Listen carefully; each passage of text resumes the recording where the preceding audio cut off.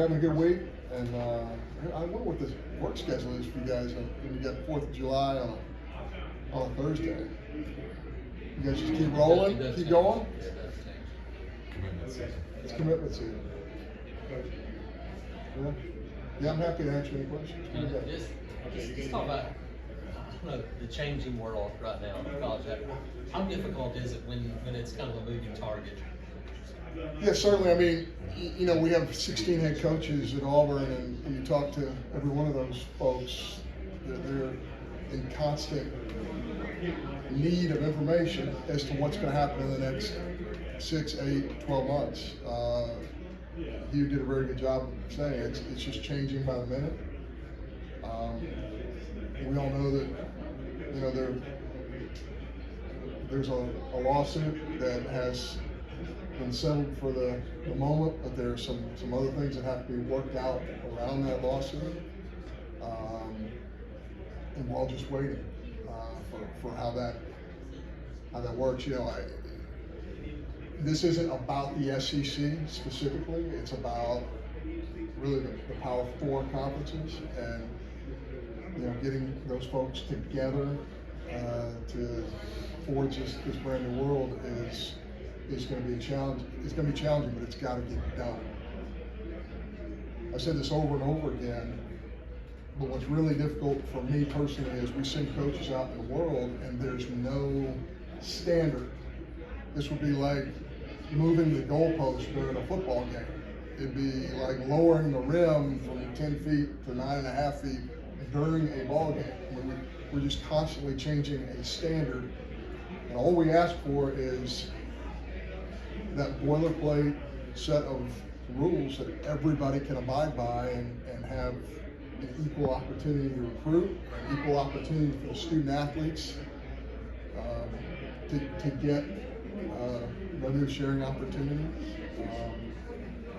That's what we're all waiting on. And again, I don't want to assign blame here because there's no blame to assign. That this is where we are. And I think eventually we can look back and say this was a momentous time. It was important, and good things resulted from all of this. But right now there's so much doubt, and again, we just don't have a standard, and that's what we're all in search of.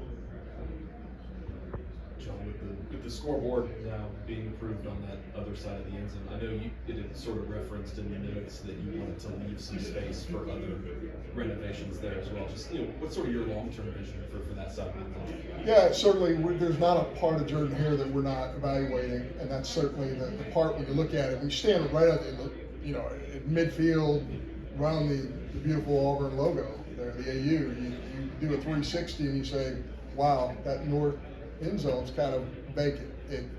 There's no premium seating there, and it has a little bit of a generic look. And I don't say that to be demeaning to anyone who sits there, because I know they're great seats, but I do think we can make them better. I also think we have a need for increased premium opportunities at Jordan Hare, because we have waiting list for all of our premium opportunities. We just opened up a premium opportunity, the Locker Room Club. We sold out of it in less than 2 weeks, which really speaks to the passion of our fan base for what is happening in our football program. But certainly we are leaving space in the north end zone and doing everything in preparation we can to update that part of the stadium, and what that looks like and what those updates are exactly. That's going to be a process for us to get done. But there are a lot of folks involved with this. Our board of trustees has to be involved with this process. Our president, Tigers Unlimited, and going right back to what Jason just said originally. A project like that takes on a different dimension when you consider the economic realities we face moving forward. And I think in years past you just just ram into these opportunities, especially premium opportunities at all your facilities. Now you take a little bit of a step back and say, there's a new economic reality that we have to adjust to. When you think about the coaches that you've inherited, the ones that you've hired, some relatively new like Coach Freeze, and then some, two or I guess three brand new ones. Just kind of what do you think about the alignment and the culture of 16 head coaches? So I guess 17. Yeah, I think it's pretty well documented. I've lived in 7 SEC cities. I've been a part of 5 SEC schools. I think Auburn is one of the great, I'm not even going to say secrets, but I'm just not sure the world understands how special Auburn really is. And we have great head coaches. One of the many reasons I wanted to come to Auburn is the stable of outstanding head coaches we already had in place, including this guy. And the promise of having a coach like Hugh Freeze running our football program, and the Butch Thompsons, and by the way, the Nick Kleiners that we don't talk about a whole lot, and Melissa, and who has a top 8, that gets lost.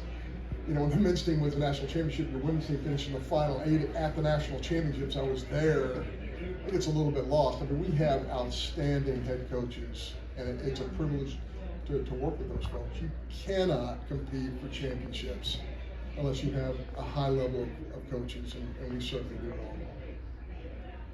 All right, John, thank you.